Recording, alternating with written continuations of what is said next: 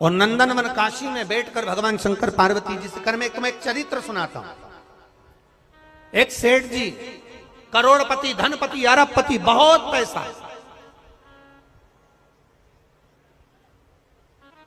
दुनिया का सारा ठाठ सेठ जी के पास में था, दुनिया का सारा वैभव सेठ जी के पास में था, करोड़ों का धन सेठ जी के पास में, गाड़ी बंगला सब कुछ, सब दिया परमात्मा ने, बहुत दिया। पर सेठ जी कंजूस थे और उन्होंने अपनी जिंदगी में आज तक एक चवन्नी का दान नहीं किया, कभी किसी को एक गिलास पानी नहीं पिलाया। रिश्तेदार भी अगर आ जाएं तो वो पानी ना पिलाए, भोजन ना कराए, तो रिश्तेदारों ने आना भी बंद कर दिया, कोई नहीं आता, कभी दान नहीं करा। और उसके यहां का नियम था, सेठ जी के 3 बेटे, सेठ जी के तीनों बेटों में से 2 बेटों की शादी हो गई, एक बेटा कुंवारा था, सबसे छोटा वाला।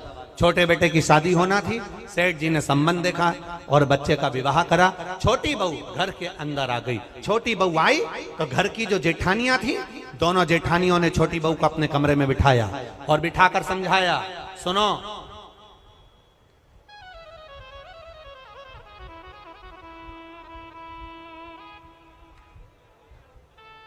पहले ऐसा नियम था, अब आजकल ऐसा नियम तो नहीं है, पर पहले ऐसा नियम था कि लड़के की शादी होती थी और बहू को लेकर आता था ना, तो अपने खुद के घर में बहू को लेकर बाद में आता था।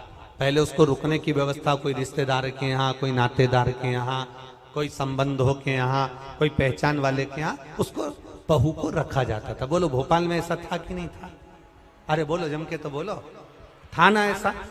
लड़का शादी कर कर बहू को लेकर आया, सीधे अपने घर नहीं आया, पहले उसको कोई मित्र के आधिकारिक पहचान वाले, दीदी, जीजा, बहनोई, नातेदार, रिश्तेदार, कुटुंब, कबीला, अड़ोसी पड़ोसी, रिश्तेदार वाला, उसके यहाँ पर उस बहू को, उस छोरे को, बहू बेटा को वहां रोका जाता। काहे के लिए रोकते थे? उसको रोकने का कारण क्या था? उसको रोकने का कारण केवल एक था। क्यों रोका जाता था? केवल एक कारण से कि बहू जब वहां पर आए तो उसको हमारे घर के बारे में हमारे रिश्तेदार सब बता दें कि तुम्हारी सास ऐसी है, तुम्हारे ससुर ऐसे हैं, तुम्हारा देवर ऐसा है, तुम्हारा जेठ ऐसा है, तुम्हारा परिवार ऐसा है। अब जो छोटी बहू आई है तो दोनों जेठानियों ने उससे मिला और मिलकर कहा, सुनो, हमारे ससुर का एक नियम बड़ा प्रबल है, उसको याद रखना। हमारे ससुर का नियम बड़ा तेज है, उसको याद रखना। कौन सा नियम? छोटी बहू ने पूछा कि तुम्हारे यहाँ का नियम क्या है? तो हमारे ससुर का एक नियम है, कभी जिंदगी में अगर घर में रहना है तो दान बिल्कुल, बोलो बोलो, जम के बोलो, नहीं करना। एक रोटी का भी दान मत करना। अगर डब्बे में रोटी बच जाए तो दूसरे दिन उस रोटी को मिक्सर में पीस के चूड़ा बना के खा जाना, पर गाय को भी मत देना। यह हमारे ससुर का नियम।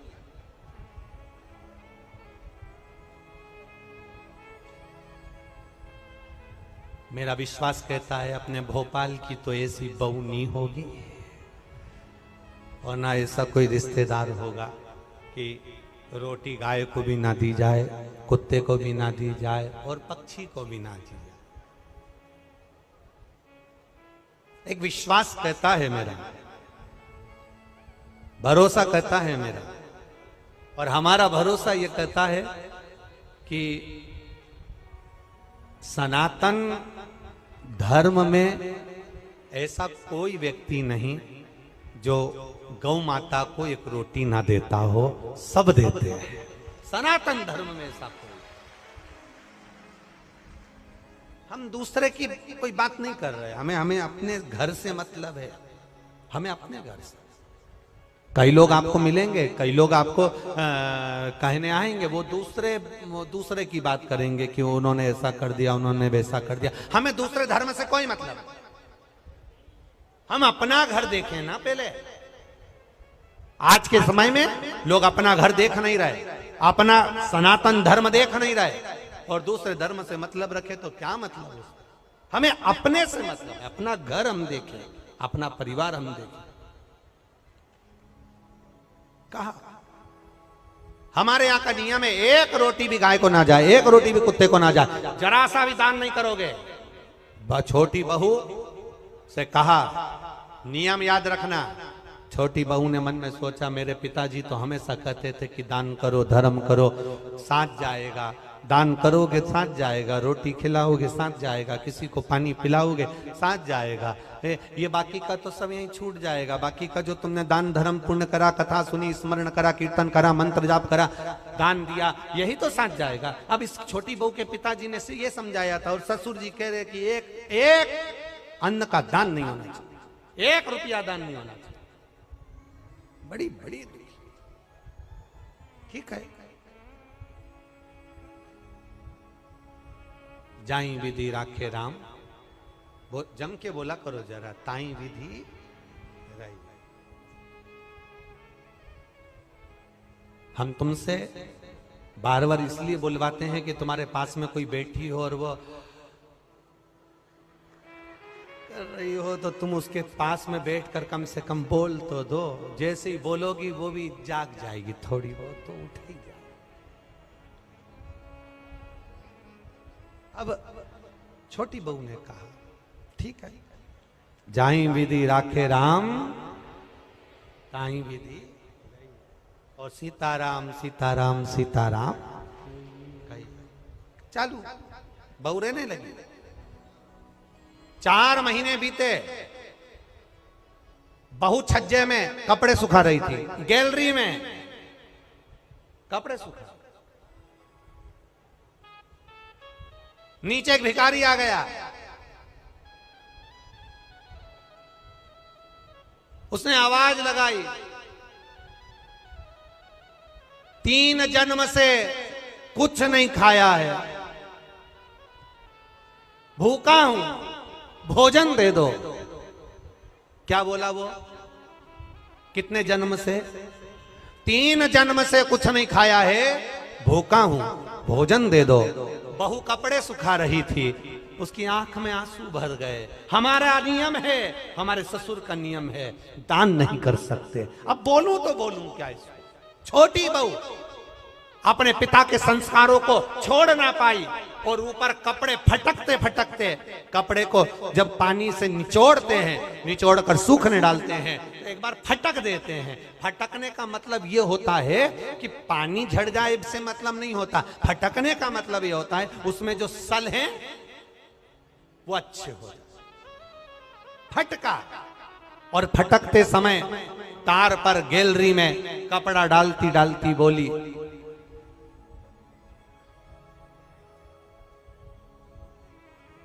बासी खाना खा रहे हैं, कल हमारा उपास है। क्या बोली? आप भी बोलो, जम के बोलो। बासी खाना खा रहे हैं, कल हमारा उपास है। इतना भिखारी ने सुना और भिखारी चले गया। अब भिखारी तो चले गया, पर नीचे जो कुर्सी डाल के अखबार पढ़ रहा था,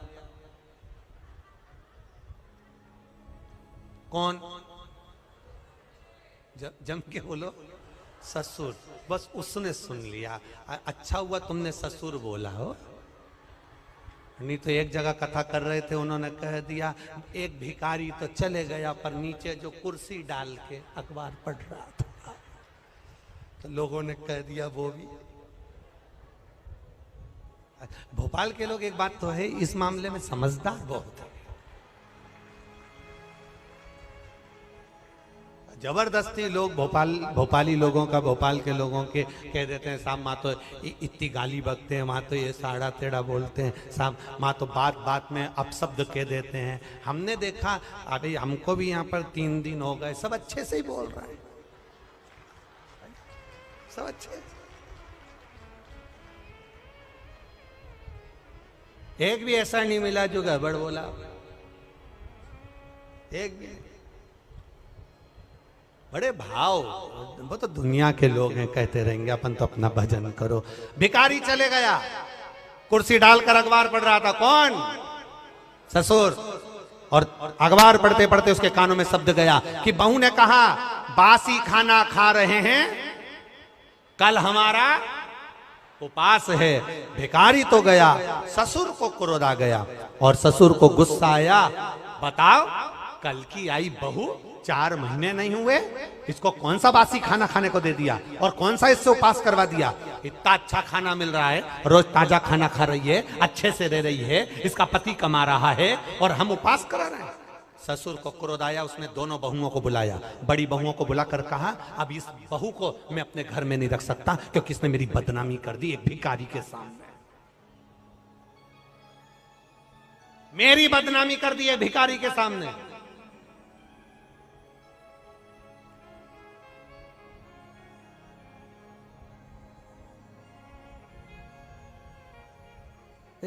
होता है एक सास भी ऐसी थी, एक कथा में आता है, एक सास ऐसी थी वो कभी दान नहीं करती, एक चीज नहीं,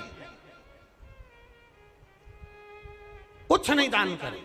और पड़ोसी के यहां बैठी थी और उसकी बहू बड़ी धर्मात्मा थी, वो पड़ोसन के यहां बैठी थी। भिखारी आया, भिक्षा मांगते मांगते इसके घर गया, बहू से कहा भिक्षाम देही। बहू ने तुरंत उठाकर एक कटोरी आटा भरकर उसको दे दिया। अब ये भिक्षा मांगते मांगते पड़ोसन क्या गया, ये भी वहीं होटले पे बैठी थी सास भी। इतने में तुरंत सास ने वहां पर आवाज लगाया भिक्षुक ने, माता भिक्षाम देही, तो पड़ोसन ने भी उसको भगा दिया। तो इसने जो यहाँ बैठी थी पड़ोसन, इसने पूछा क्यों, वो तीसरे नंबर के घर पर गए थे क्या? हाँ। कुछ दिया क्या? हाँ। क्या दिया? एक कटोरी आटा। इसमें इतने में भिखारी का हाथ पकड़कर बोड़िया लेकर अपने घर गई और बहू को बुलाया। बहू, ए बहू। बहू आई। क्या है मां? तूने भिखारी को एक कटोरी आटा दिया? हाँ। किससे पूछ के दिया?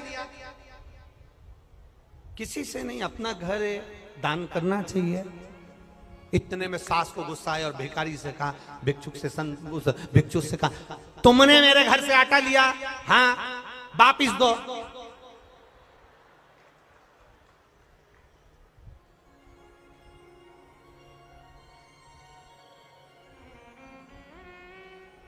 भिखारी ने कटोरा भर के आटा निकाला, दे दिया। जाओ, इस घर में मेरी चलती है, मैं बोलूंगी तो बहू आटा देगी और मैं बोलूंगी तो नहीं देगी। जाओ, मैं जब तुमसे बोलूंगी तुम आओ, तुम आना, फिर मैं आटा। अब भिखारी ने फिर बोला माता भिक्षाम देही। सास ने कहा कटोरी भर के आटा दो। बाहर खड़े भिखारी ने सास से पूछा तुम ऐसा क्यों करी?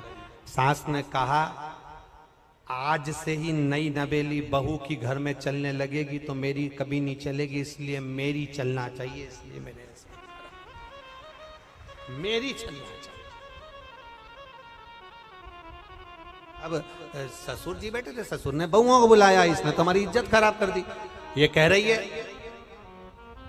कि बासी खाना खा रहे हैं और कल हमारा उपास है। बताओ कौन सा बासी खाना खिलाया इसको? कल की आई हमें बदनाम कर रही है। अब तुरंत ससुर ने पत्र लिखा और समधी जी को भेजा, आप अपनी लड़की को लेकर चले जाओ क्योंकि ये हमें बदनाम कर रही है, ऐसी लड़की हमें नहीं रखना, हम इसको ताजा खाना खिलाते हैं, ये बासी खाना खाने की बात करती है। एक भिखारी को इसने ऐसा ऐसा बोला है। और समधी के पास पत्र गया, समधी की आंख में आंसू भर गए, मेरी बेटी को 4 महीने हुए हैं शादी को, कैसे लेकर आ जाऊं? और मेरी बेटी ऐसी है ही नहीं, मैंने उसको संस्कार दिए हैं, वो कभी गलत कर ही नहीं सकती, ये मेरा विश्वास कहता है, ये मेरा भरोसा करता है। मैं कैसे कह दूं कि मेरी बेटी ने कुछ गलत कहा होगा, कि मैं भूखी मर रही हूं या मेरे उपास कर रही हूं या हम बासी खा रहे हैं? ये मेरी बेटी बोल नहीं सकती, भले बासा खा लेगी पर बोल नहीं सकती। आखिर हुआ क्या है? ससुर ने, समधी ने पंचायत बिठाई और पंचायत में बैठे हुए लोगों से कहा क्या मेरी बेटी ऐसी है? नहीं, तुम्हारी बेटी तो संस्कारवान है, ऐसा बोल ही नहीं सकती। बुलाओ समधी को, और बुलाया सेठ जी को। बोलो सेठ जी क्या बात है? सेठ जी ने कहा ये खड़ी लड़की, ये खड़ी मेरी छोटी बहू, इसने भिखारी से कहा हम बासी खाना खा रहे हैं और कल हमारा उपास है। पूछो नहीं बोला क्या इसने? रोज ताजा खाती है, चाय बनाकर पीती है, दूध पीती है, गरम गरम भोजन करती है, फिर इसने कैसे कह दिया कि बासी खाना खा रहे हैं और कल हमारा उपास है? इतने में पंचायत ने बेटी से पूछा, बेटी बता कि बासी खाना खा रहे हैं, कल हमारा उपास है, तूने भिखारी से ऐसा क्यों कह दिया? बेटी कहती है मेरे पापा कहते थे ये जो मकान दिख रहा है, जो ये दुकान दिख रही है, जो ये गाड़ी दिख रही है, ये हमने पूर्व में करा होगा, बासी है, पुराना करा था तो आज मिल गया, और अगर आज नहीं करेंगे तो कल भूखे मरना पड़ेगा, इसलिए उपास करना पड़ेगा।